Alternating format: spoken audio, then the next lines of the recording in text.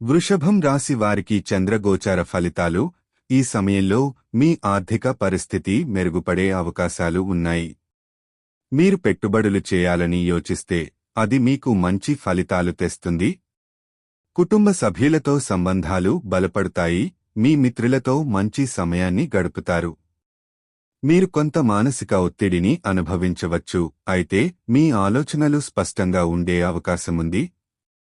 మీరు మీ ఆలోచనలను స్పష్టంగా వ్యక్తం చేయగలుగుతారు. ఇది మీ పని లేదా వ్యక్తిగత సంబంధాలలో మంచిగా పనిచేస్తుంది.